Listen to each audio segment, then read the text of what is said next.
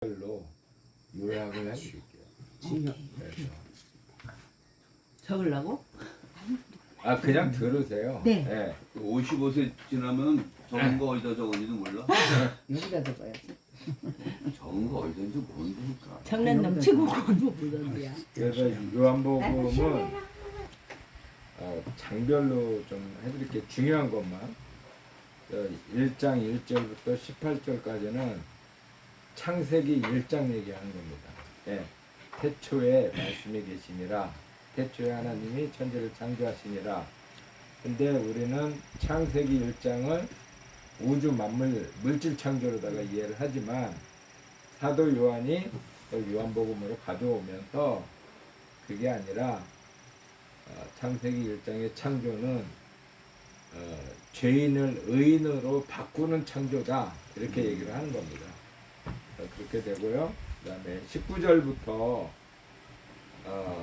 이제 끝절까지는 두 가지 사건이 나와요. 하나는 세례 요한이 세례 주는 사건이 나온다. 그렇죠.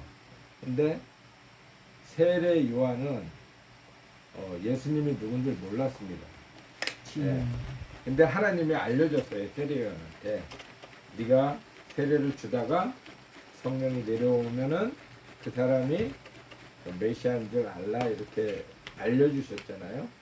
그래서 세례 요한이 세례를 준 이유는 아무것도 없어요. 메시아 찾으려고. 어떤 놈이냐.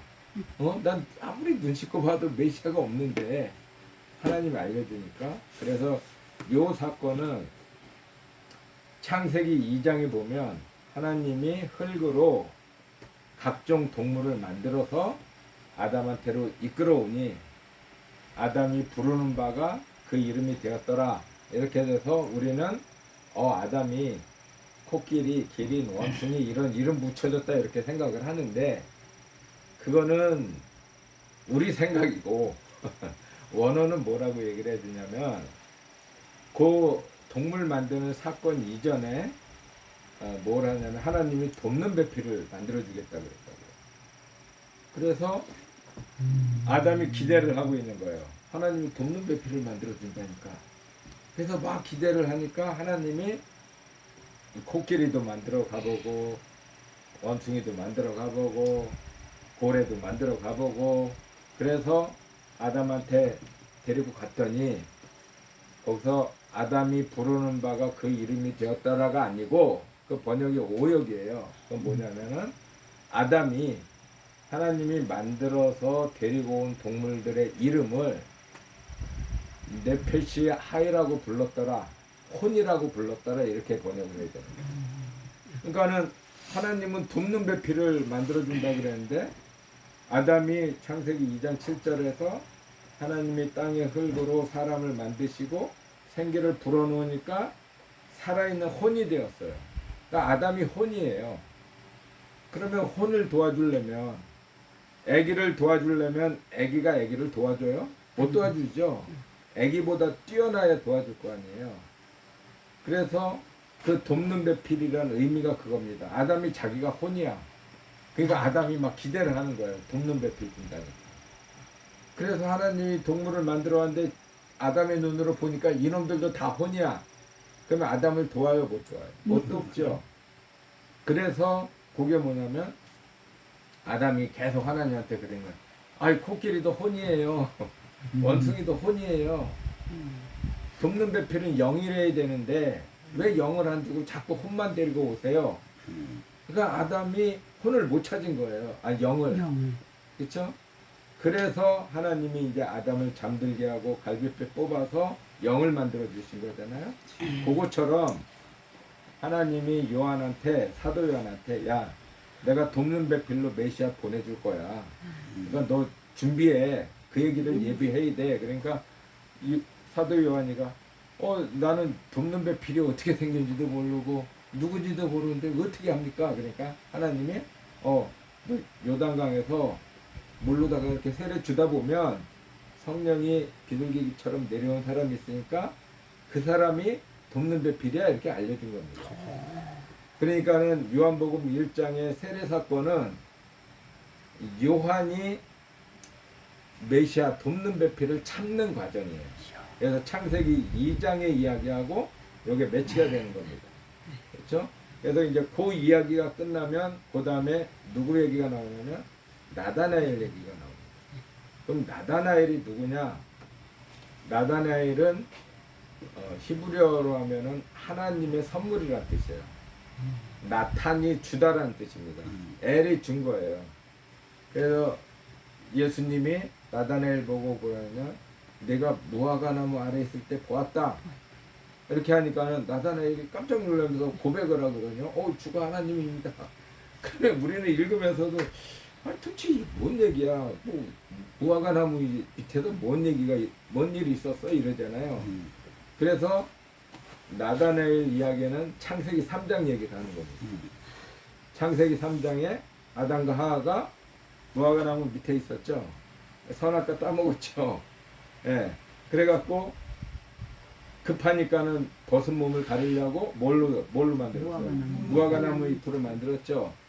그래서 성경에서 선악과는 무화과나무입니다.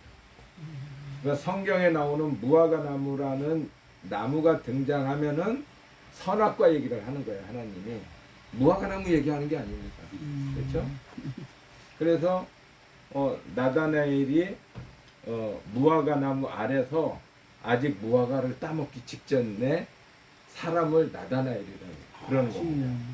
그러니까는 거기 창세기 3장에서는 뭐라고 했냐면은 아담과 하와가 무화과나무 선악과를 따먹고 동산 가운데 거니시는 하나님의 음성을 듣고 나무 뒤에 숨었잖아요. 그러니까는 거기에 뭐라냐면은 그 나무 뒤에 숨은 게 아니고 거기 원어로 다 보면은 하나님이 어디 있냐면 나무 위에 있습니다. 네, 무화과 나무 위에 있는 거예요. 그러니까 무화과 나무는 또 말 그대로 무화과가 아니고 율법을 얘기를 하는 거예요. 네, 선악과가 뭡니까? 선과 악을 알게 하는 거죠.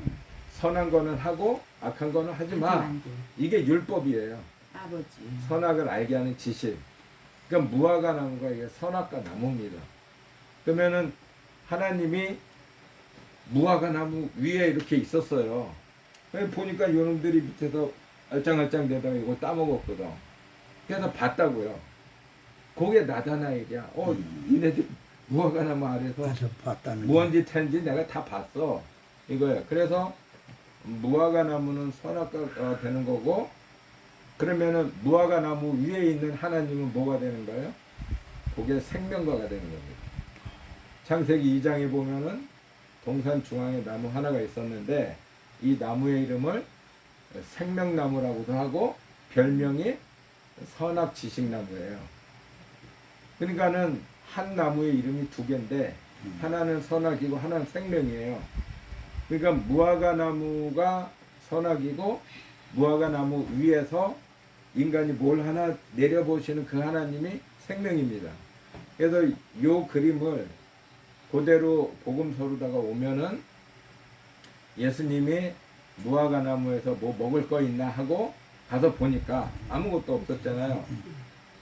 그러니까 원어에서는 요거를 아주 자세하게 묘사를 했는데 그 자세한 묘사를 빼먹고 그냥 나무에 가서 보시니 이렇게 돼 있지만 거기 분명히 R이라는 전치사가 있어요. 에피. 그러니까 예수님이 무화과 나무 위에 올라간 거예요. 올라가서 막 뒤져보는 거예요. 그냥 밑에서 이렇게 본 게 아니고 무화과 나무 올라가서 막 뒤져보니까 먹을 게 없네. 이게 뭐냐면 예수님이 무화과 나무를 갔더니 선악 지식나무, 율법나무에서는 생명이 안 열리는 거예요. 그래서 예수님이 거기서 무화과 나무를 저주하니까 죽죠. 그러니까는 율법의 나무가 폐해지고 예수님이 그 죽은 무화과 나무에 달려서 그분이 생명으로 열리는 거예요. 그래서 요 얘기를 갖고 만든 이야기가 삭개오 얘기입니다. 삭개오 얘기를 그걸 뽕나무라고 번역을 하니까 특히 요즘은 안 그러지만 옛날 분들은 다 뽕나무야 머릿속에. 사개오가 뽕나무에 올라갔어. 그 우리도 성지할 때 예. 사개오 뽕나무를 가봤거든요. 그렇죠. 예. 야 여기를 올라갔고 예, 이 그러니까- 뽕나무를 보고 그러니까 사개오를 속는 생각한 겁니다. 거예요 그때. 그래서 사개오는 자카이오스 그래서 이게 순수하다는 뜻입니다. 깨끗하다는 뜻이에요.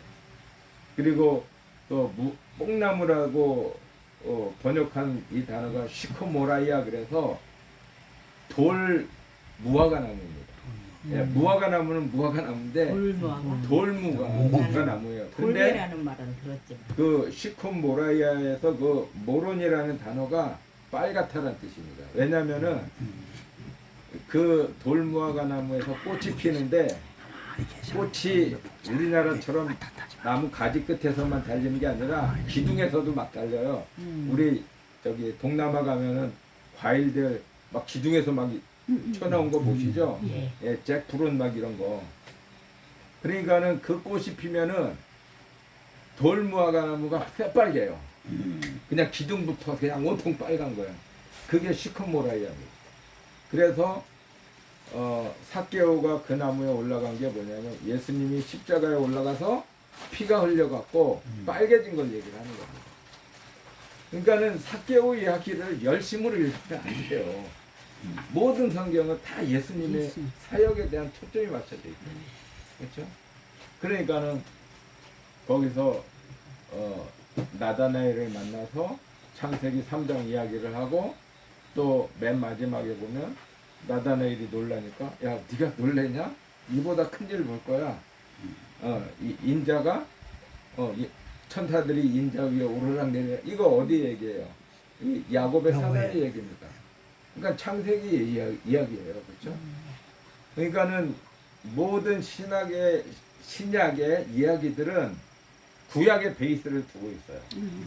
그래서 신약을 해석할 때는 반드시 이게 구약에서 어떤 그림을 보고서 해설을 하고 있는지를 봐야 되는데 목사님들은 무슨 성경을 연구하다가 모르면 어디로 가냐면 도서관으로 달려가는 거예요. 주여. 도서관으로 달려가면 안 주석 됩니다. 바로 없어. 예, 주석도 필요 없습니다. 주석은 이놈이 쓴 거 또 베껴 쓰고 이놈이 베껴 쓴 거 또 베껴 쓰고 이게 주석이에요. 아버지. 그러기 때문에 이제 여러분들이 할 요한복음 백독 이런 게 그래서 의미가 있는 거예요. 예. 그래서 2장으로 넘어가면 이제 요한복음 2장에 보면 가나 혼인잔치가 나옵니다. 그럼 가나 혼인잔치에서 신랑이 누구죠? 그 신랑 신부 얘기가 안 나와요. 혼인잔치는 있는데.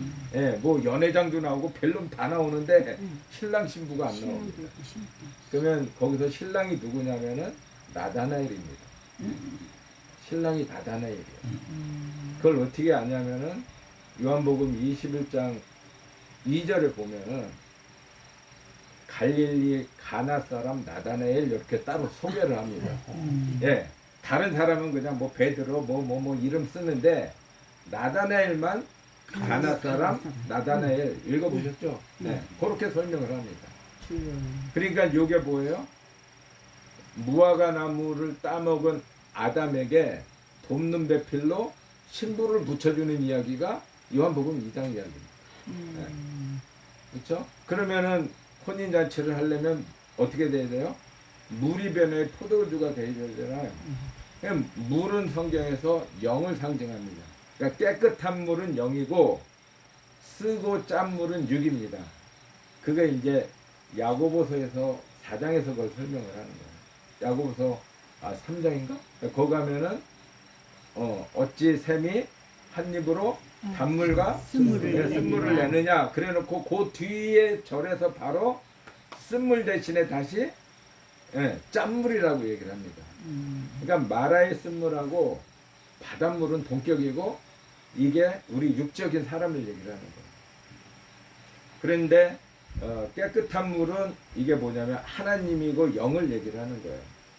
그래서 그 영의 하나님이 있어야 혼인잔치가 성립하는데 근데 거기 보니까 돌 항아리 6에 물이 비어 있어요. 그 물은 정결 예식에 필요한 물이에요. 그러니까 뭐예요? 우리가 거룩해져야 되는데 씻을 물이 없는 거예요. 영의 물이 없는 겁니다. 그래서 제자들이 물을 부으니까 이게 피가 되는 거죠. 출애굽기 7장에 보면은 성경의 최초의 기적이 모세가 나일강 하수를 떠서 땅에다 부었을 때 이게 물이 피가 됐잖아요. 예, 그게 요한복음 2장의 혼인잔치 얘기입니다. 예, 갈릴리의 가나 사람 나다나엘, 짝이 있어. 하나님이 보내주신 그 선물 같은 나다나엘이, 그러니까 아담이죠. 하와를 맞이해야 되는데 없어.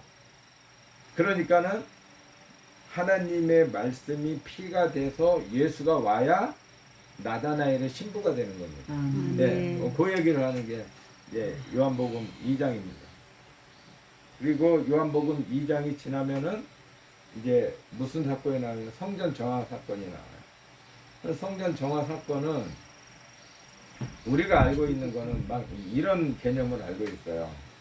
예수님이 막 성질이 좀 이은기 목사님 닮아갖고 막 놓고 막 휘둘러대고 당신이 하나님 뒤졌어 막 이런 컨셉으로 다 있는데 그게 아닙니다. 요한복음 2장의 사건은 제가 정확하게 지금 기억이 안 나는데 신명기 25장인가 보면은 하나님이 율법에 뭐라 그랬냐면은 야 니네가 예루살렘에 제사를 드리러 와야 되는데 거리가 멀어서 동물 끌고 오다 보면 어떻게 돼요? 예, 첫 번째 야유죠. 첫 번째 제일 좋은 걸 드려야 되는데 야유인다고요. 또 뭐 돌풀에 걸려서 쩔뚝발이 될 수도 있고 막 그러잖아요. 그래서 율법에 뭐라 그러냐면은 돈으로 바꿔 갖고 와서 성전에서 제물로 드리든지 돈으로 드리든지 그렇게 하라 그랬어요.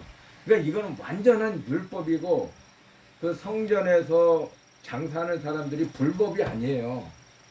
그걸 다 불법이라고 설교하는 거예요.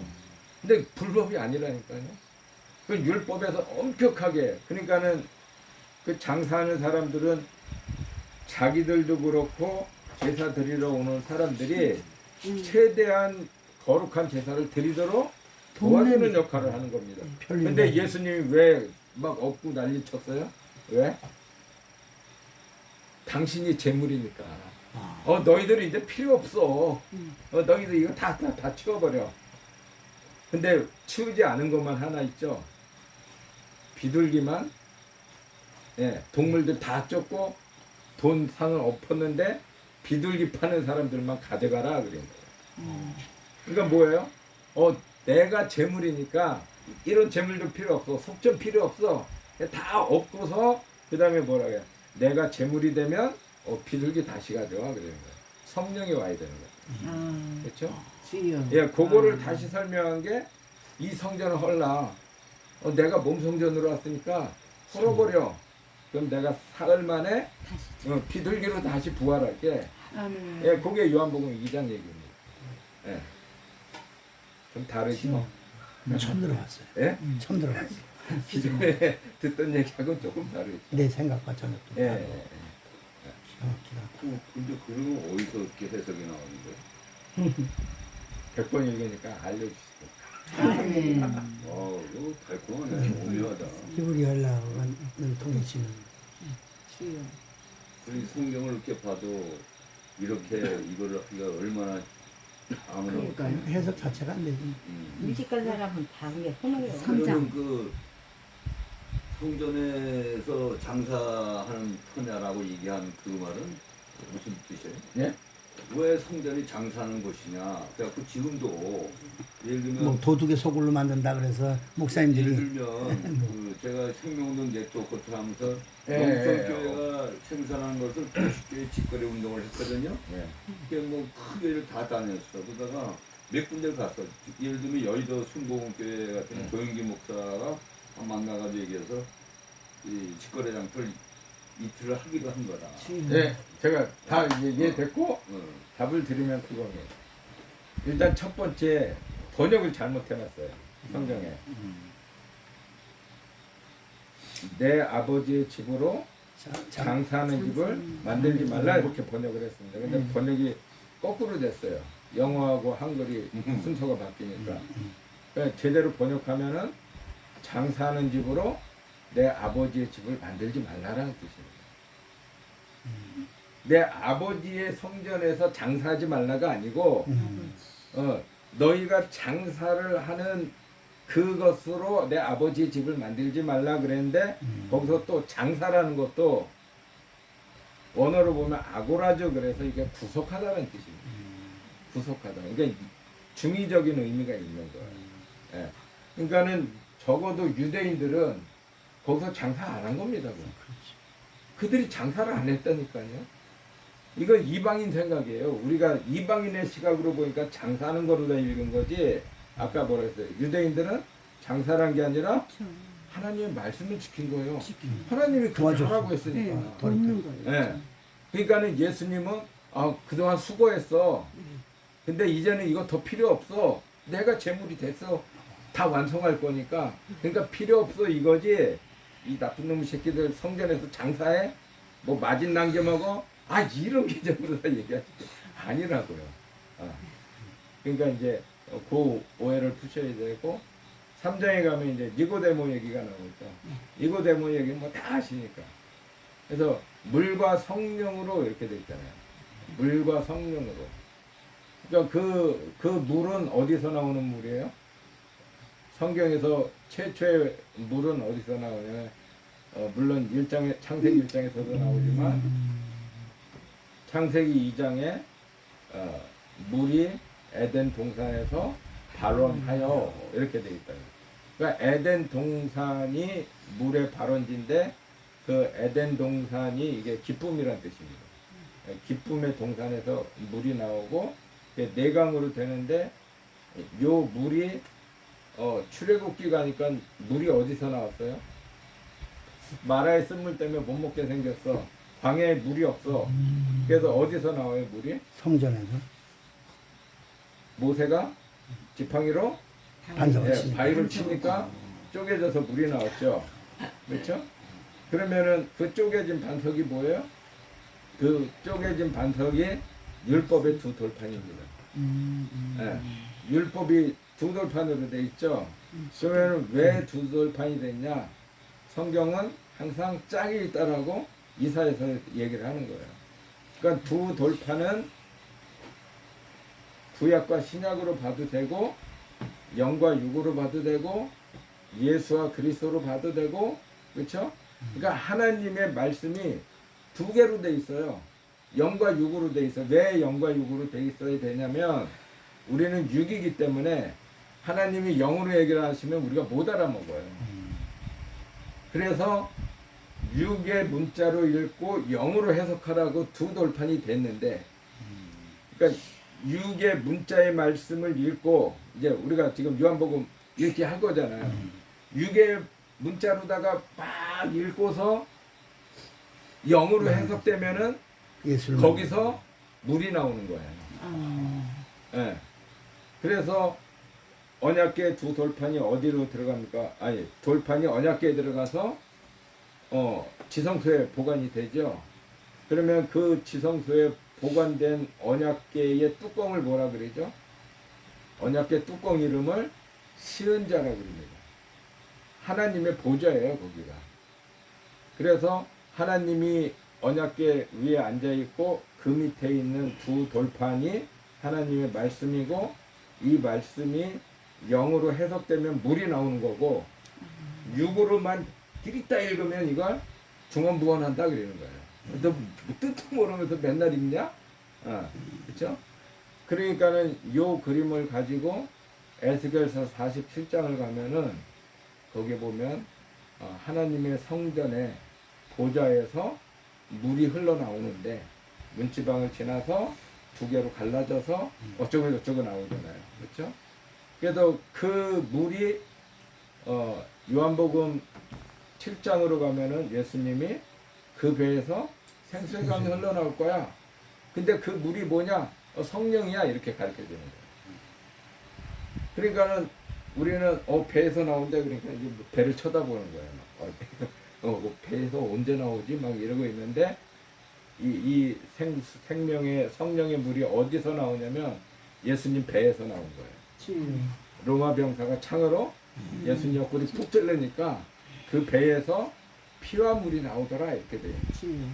그러니까 피한 물이 나왔다니까 또 목사님들이 이건 혈장이야 이렇게 설교를 하는 거예요. 예, 피가 나오면은 나중에 피가 다 쏟아진 다음에 혈장이 나와야 이게 암이니까 이게 혈장이야 그랬는데 그런 의학 얘기하는 게 아니라고요 성경은.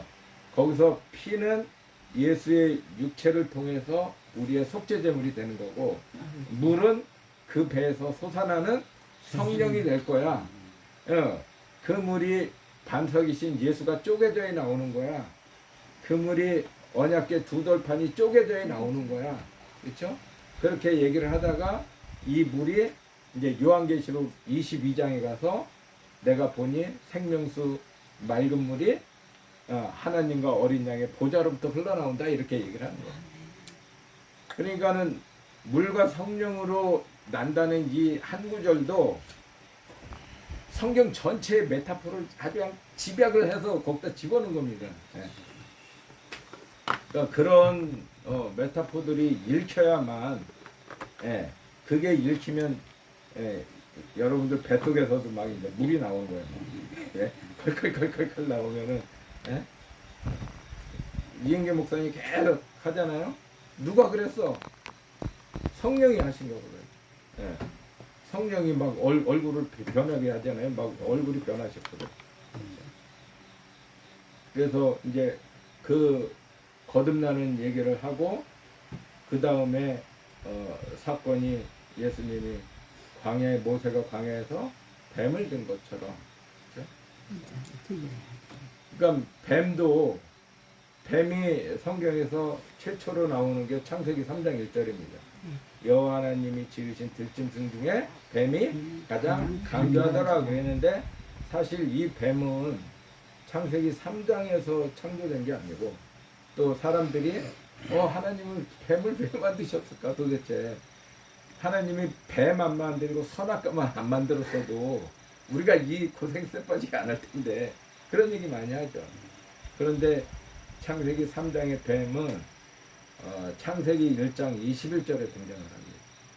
창세기 1장 21절에 보면 하나님이 큰 바다 짐승을 만들었다 이렇게 돼 있는데 거기서 큰 바다 짐승이라는 단어가 탄닌이라는 단어를 써요. 탄닌. 근데 이 탄닌이라는 단어는 구약에서 굉장히 다양한 걸로 다 번역이 됩니다. 왜냐하면 그 실체가 뭔지 몰라. 그래서 구약에서는 이 탄닌이라는 단어가 주로 뭘로 번역이 됐냐면 첫 번째가 뱀. 모세가 지팡이 던지니까 뱀이 되었더라 할 때 탄닌이에요. 그렇죠?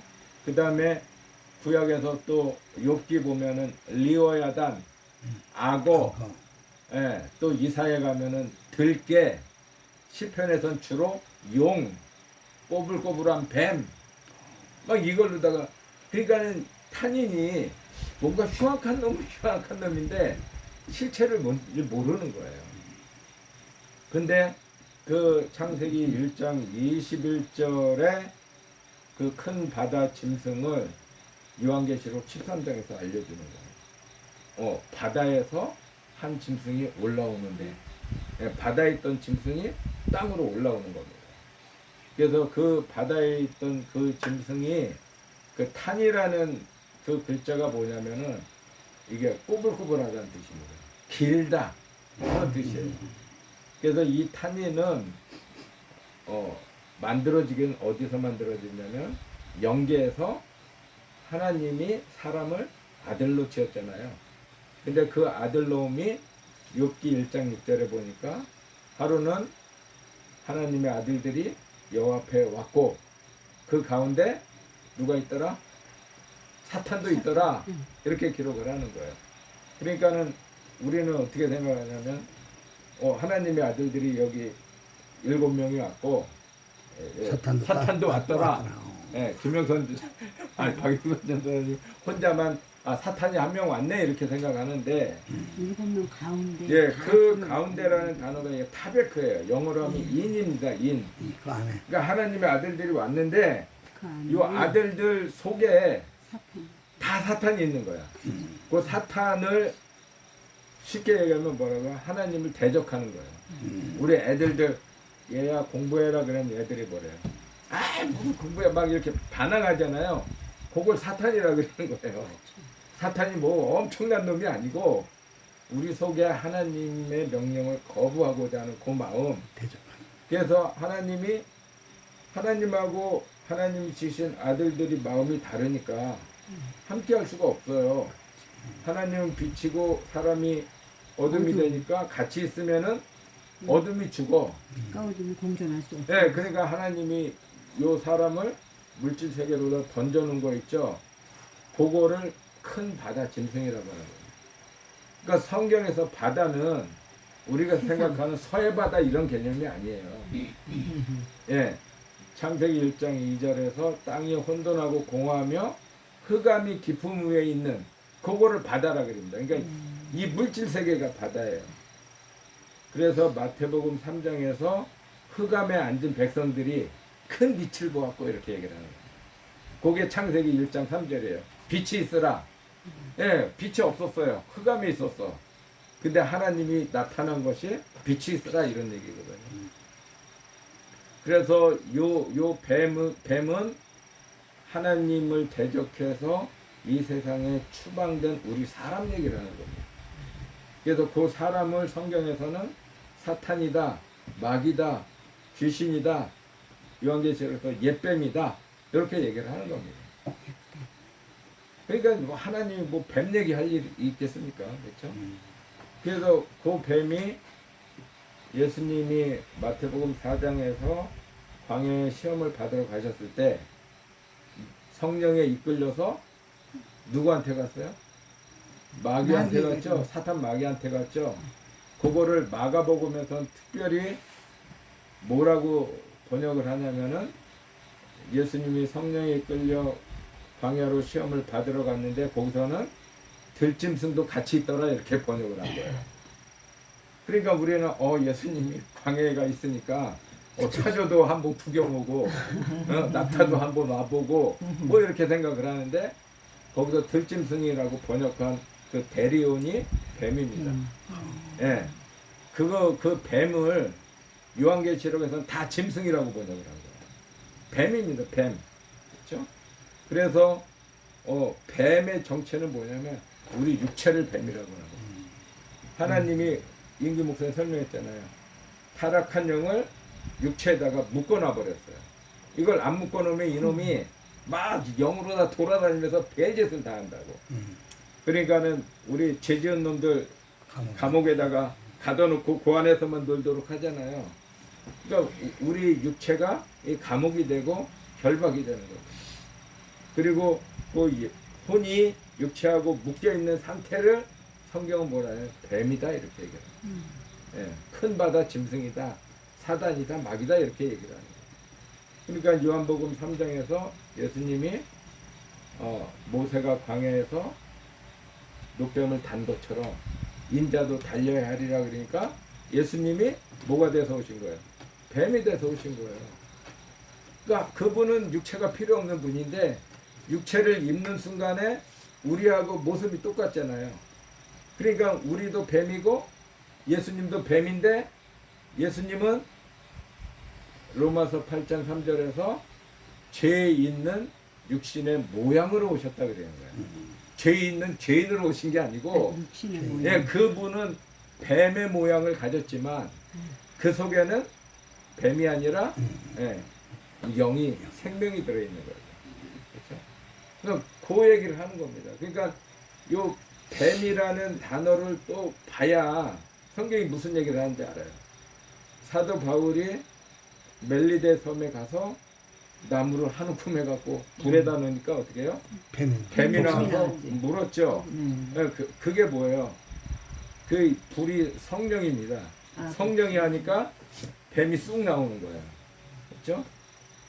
여기 있는 분들 평소에는 다 막 거룩한 척하고 이렇게 사는데 성령이 쑥 들어가면은 우리 속에서 뱀이 나옵니다. 예, 발작을 합니다, 막. 예? 그렇죠? 가만히 있을 때는 몰라. 왜냐면은 옆에 있는 사람도 뱀이고 나도 뱀이고 그러니까 뱀들하고 잘 노는데 갑자기 성령이 부르다가 쑥 들어오면 막 소리도 지르고 발작도 하고 못 견디는 거예요. 그래서 물어버립니다. 물어버려요. 그러니까는 거기 보면 뭐뭐 나옵니까? 나무가 나오고 불이 나오고 뱀이 사도 바울의 손을 물어버리거든요. 이게 창세기 22장 얘기입니다. 창세기 22장에서 아브라함이 장작을 가지고 불을 들고 칼을 들고 예, 이삭을 장작 위에다가 올려놓잖아요. 그러니까 예수님이 십자가에서 번제로 드려지는 거 그대로 묘사한 겁니다. 그래서 토인들이 보니까 저 사람 죽었네 그랬는데 안 죽거든요. 그게 어저께 뱀을 집어올리고 독을 먹어도 안 죽어. 성령이 있어야 안 죽습니다. 근데 성령이 없으면 귀신이 막 드러나갖고 골치 아픈 거예요. 막. 이제 그게 이제 요한복음 3장 이야기입니다. 아이고 이제 3장 했네. 시간 3분 남았어. 그렇죠. 예. 3분만 하고. 라스트 3분 제일 중요하지. 예. 재밌네. 아 진짜 그 이제 맛있다. 요한복음 4장으로 가면 개인 교습해야 되겠다. 사마리아 여자가 나옵니다. 사마리아 여자가 나오는데 이 사마리아 여자는 수가성에 살고 있어요. 수가성. 그러니까 우리는 수가성 그리고 끝이에요. 근데 이 수가라는 단어는 히브리어로 이게 사카에서 나옵니다. 사카라는 단어예요. 그래서 이 사카는 무슨 뜻이냐면 마시다라는 뜻입니다. 그러니까 예수님이 그 여자한테 뭐라 그래요? 물을 다. 거기 한글 번역으로는 물 좀 다오 이렇게 번역을 했지만 원어로는 피노라는 단어를 쓰는데 이게 네가 나 물 좀 마시게 해라 그런 뜻입니다. 그래서 수가예요. 수가라는 동네는 의미가 없어요. 그러니까 지리적인 수가는 이제 여러분들이 성경을 읽을 때는 앞으로는 지리와 역사와 뭐 이 과학과 막 이런 지식들 있죠. 이거를 벗어버려야 됩니다. 그리고 그 안에 뭐가 들어있는가를 봐야 성경이 읽히는 거예요. 그러니까 수가성에 간 이유는 마셔야 돼요. 근데 사람은 뭘 마시냐? 성경에서는 두 가지를 마십니다. 하나는 뭘 마셔요? 그게 에베소서 5장 18절이죠. 술 취하지 마라. 이는 방탕한 것이니 너희는 성령의 충만을 받으라. 그래서 고린도전서 12장 11절인가 가면은 성령을 마시라 이렇게 돼 있습니다. 그러니까 성경에서는 마시는 게 딱 두 가지입니다. 커피 이런 거 없고 술을 마시든지 성령을 마시든지 둘 중 하나만 마셔야 되는데 취하는 것만 마시면 취하는 거. 요 술은 뭐예요? 이게 율법입니다. 이스라엘 백성들이 성막에서 동물 잡아서 제사 지내고 그 다음에 전제로 붓는 그 술을 가지고 파티를 엽니다. 그게 출애굽기에 보면 먹고 마시고 뛰는 거라. 그러니까 우리는 유대인들이 하나님께 거룩한 제사를 드렸다고 생각하지만 하나님 보시기 전에 저놈들 오늘 또 잔치 벌였구만. 먹고 마시고 뛰는 거 지들 좋다고 노는구만. 이렇게 보는 거예요. 왜냐하면 예수 제사가 아니기 때문에 그렇어요. 모형이기 때문에 그런 거예요. 그래서 예수님이 사마리아 여자가 올 때까지 기다립니다. 그랬더니 목사님들이 이 여자를 뒷조사를 해보니까 남편이 6이야. 그러니까 창녀다 그러는 거예요. 창녀다. 근데 거기에는 창녀라는 단어가 없습니다. 그 다음에 남편을 불러오라 할 때 이 남편이라는 이 아내르라는 단어는 말 그대로 남편이지 창녀한테 남편이라는 단어 안 쓰죠. 그렇지. 뭐 정부를 데리고 오든지 근데 그건 분명히 귀내와 아내르라는 단어를 씁니다. 남편과 아내라는 단어를 써요. 그러면은 이 여자는 뭐냐면은 이 여자가 사마리아 여자예요. 사마리아는 성경에서 이게 일반적인 주석책을 보면 쇼물은 그래서 망대라고 생각을 해요. 그러니까 망대가 사마리아의 뜻이에요. 사전을 보면은. 근데 사실은 망대가 아니고 이 단어가 어디서 온 거냐면 샤마르에서 나온 단어입니다. 샤마르가 뭐냐면은 지키는 거예요. 보초 쓰는 거예요. 뭘 보초서요? 적군이 오나 망대에 올라가서 고초를 쓰니까 그래서 사마리아를 셔물은 망대다 이렇게 번역을 합니다. 근데 사마리아의 이 셔물은 샤마르는 이게 무슨 뜻이냐면은 그 사무엘 선지자 아시죠? 사무엘이 뭐냐면은 샤마엘입니다. 그러니까 엘은 하나님이고 샤마는 듣다라는 뜻이에요. 하나님의 말씀을 듣는 자가 사무엘입니다. 그래서 사마리아는 하나님의 말씀을 듣고 지키는 거예요. 나쁜 놈들이 오나 안 오나 경계하면서 나 하나님의 말씀을 지킬 거야. 그래서 사마리아는 뭐냐면은 율법을 뜻합니다. 남유다는 복음을 뜻하는 거고 북 이스라엘 열지파는 율법을 뜻합니다. 그래서 이 여자가 왜 남편이 6명이죠? 남편이 왜 6명입니까? 이 여자가 한 사람의 만족을 못 취해서 그건 육신적인 생각인가? 그렇죠. 그래서 제가 성경을 해석하려면 구약을 봐야 돼요. 구약에 보니까 형사취수제가 나와요. 형이 씨가 없으면 밑으로 들어가야 돼요. 근데 둘째 놈도 죽었어. 또 밑으로 들어가야 돼요. 이게 유다와 다말 이야기고 형사취수제의 얘기고 롯의 이야기입니다. 그렇죠? 다 형사취수제. 복음서에도 보면은 제자들이 예수님한테 그 율법사들이 와서 질문하죠. 여기 칠형제가 있었는데, 네, 처음부터 다 죽었습니다. 나중에 부활 때 누구 와이프예요? 이렇게 질문하니까 야, 너 이거 성경도 모르는구나 이렇게 얘기해요. 그렇죠? 그러니까는 지금 이 사마리아 여자는 그 사마리아 수가성에서 유일하게 율법을 지키는 여자예요. 사마리아 사람들은 율법을 안 지킵니다. 왜 안 지켜요? 아수르가 이주 정책을 해갖고 이방인하고 짬뽕이 됐어요. 피가 섞여 버렸어요. 그러니까 남유다가 상종도 안 해요. 남유다는 바벨론으로 끌려갔는데 정절을 지켜갖고 돌아왔거든. 근데 사마리아 이놈들이 이방인들하고 결혼하고 신나게 해서. 근데 이 사마리아 여자만 율법인 형사취수제를 지키는 거예요. 그러니까 오늘날로 말하면 연려예요, 연려. 조선시대 때. 그러니까 예수님이 그 연려를 기다리는 거예요. 야, 너 어떻게 그렇게 힘든데 혼자 그 율법을 지키고 있냐? 이렇게 물어보는 거예요. 근데 이 여자는 6 남편을 만나는 동안에 그 남편을 통해서 생수를 먹어본 적이 없어. 늘 갈증이 일어나는 거예요. 그러니까 그 갈증과 뭐가 연결이 되냐면은 남편한테 씨를 못 받은 거야. 그러니까 우애 남편 씨 못 받으니까는 죽었고, 둘째 남편 죽었고, 셋째 남편, 그래서 5 남편을 4개 남편 5이 있었는데 이 남편 5을 성경에서는 모세오경이라고 하는 겁니다. 율법이라고 하는 거예요.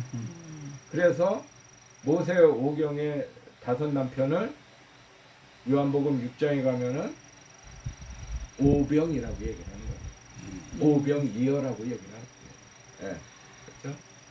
그러니까는 오병이어인데 6번째 남편, 지금도 그 여자는 형사취수대로 6번째 남편하고 살고 있는데, 내 남편이 예, 이 사람 내가 보니까 내 남편이 아니야. 돕는 배필이 아니에요. 그러는 거예요.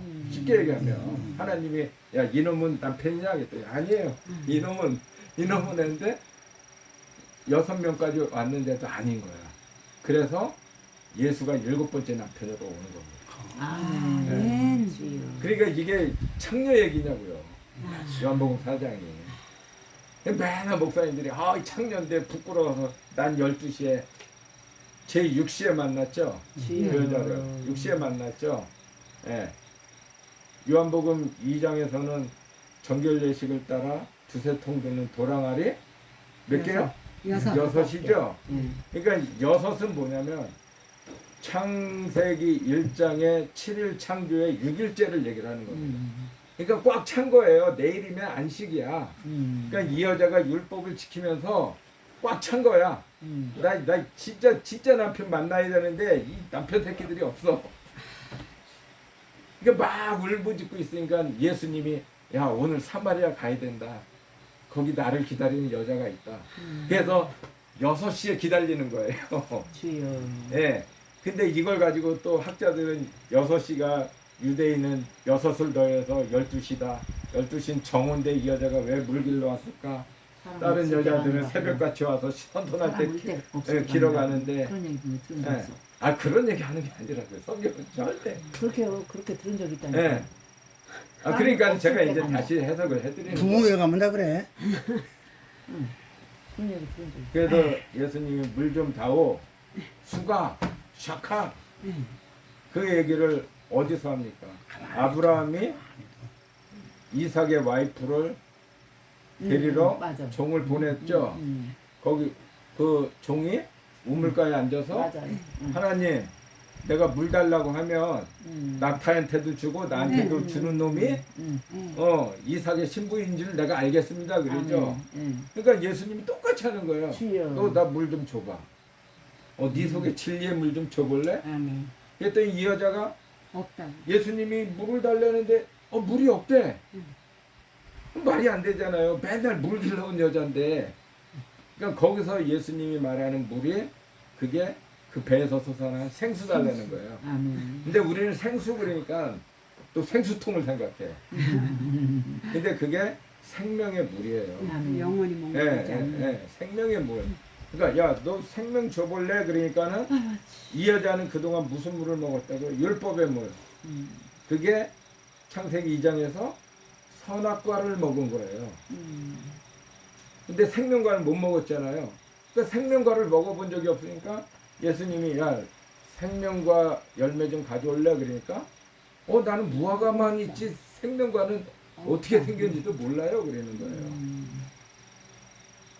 그러니까 그 여자가 이 우물은 깊고 물 기울 그릇도 없는데 그렇죠? 어디서 생수를 내가 떠다서 드립니까? 이렇게 얘기를 할까. 그랬을 때 예수님이 요한복음 4장에서 우물이란 단어가 4번이 나오는데 이 4번의 단어가 두 개로 나눠집니다. 예수님이 우물을 얘기를 할 때는 폐계라는 단어를 써요. 근데 이 폐계는 샘물이란 뜻입니다. 그래서 우리가 솟아나는 물, 뭐 이렇게 찬양을 하는 거예요. 아버지. 근데 여자가 말할 때 이 우물은 깊은데 할 때 그 우물은 푸레알이라는 단어를 써요. 푸레알. 그래서 이 푸레알은 요한계시록 9장으로 가면 이게 무저갱 할 때 그 갱이 무저갱. 푸레알입니다. 주여. 그러니까 이 여자는 남편 6을 거치면서 무저갱에서 물을 풀려니까 무저갱은 뭐예요? 바닥이 없잖아요. 그러니까 물이 없어. 그러니까 저 밑에 물이 있긴 있는 것 같은데 도저히 깊어서 풀 수가 없는 거예요. 그렇죠? 그래서 이 퍼게와 푸레알의 물을 예레미야 2장 13절에서 설명을 해주는 거예요. 내 백성이 2가지 악을 행하였는데 하나는 생수에 근원되는 나를 버린 것과 그 생수에 근원되는 게 폐계, 샘물. 야 내가 샘물이야. 근데 너희들 왜 나를 버렸냐? 이게 너희들의 첫 번째 죄야. 두 번째는 스스로 웅덩이를 판 것인데 그 웅덩이는 물을 저축지 못한 터진 웅덩이라 할 때 그 웅덩이가 푸레알. 바닥이 없어서 물을 저축지 못해. 그러니까 이 여자가 첫 번째 남편 데려다가 저 양반이 물을 줄래나 그랬더니 안 줘. 그래서 갈아쳤어. 두 번째 남편 진짜 안 돼. 5째 남편을 다 거쳤어요. 이 여자는 뭐예요? 모세오경의 율법 속에서는 돕는 배필이 없습니다. 이 고백을 하는. 그러니까 예수님이 이제 네가 알았냐? 내가 네 남편이야 이렇게. 아버지. 만약에 이 여자가 창녀라면 그 여자가 그 다음에 예수님한테 이런 질문을 해요. 우리는 이 사마리아 그리심산 에벨산에서 예배를 드렸는데 당신 남유다 사람들은 예루살렘에서 예배를 드려야 한답니다. 도대체 어디가 맞습니까? 이랬다. 주여. 아, 창녀같이 그런 질문을 하게 됐어요. 밥 벌어먹기도 힘든데, 그러네. 몸 팔기도 바쁜데 무슨 예배를 어디서 드리고? 그러니까 사마리아 지역에서 그 여자만 모세오경을 계속 고민을 하는 거예요. 이 모세오경 내가 아무리 뒤져봐도 돕는 배필이 없어. 그러면 하나님이 어떻게 하겠다는 거냐? 기다리고 또 기다린 거라고. 아버지. 그러니까 예수님이 그러죠. 이 산에서도 말고 예루살렘에서도 말고. 그렇죠? 그러니까 이 산이 뭐예요? 거기는 율법의 산입니다. 아버지. 예루살렘은 복음의 산이에요. 요거를 가지고 이야기를 만든 게 갈라디아서 4장입니다. 갈라디아서 4장에 보면은 예루살렘과 신의 산이 나온다. 그래서 신의 산은 율법의 산이고 하갈 종을 따라서 난 종의 자식 얘기를 하는 거고, 예루살렘은 약속의 자녀가 태어나는 끝. 아, 박수. 아, 정말 감사합니다. 그런데 오늘 그 말씀을 들으면서 복음성가 중에서 우물가의 여인처럼 난 구했네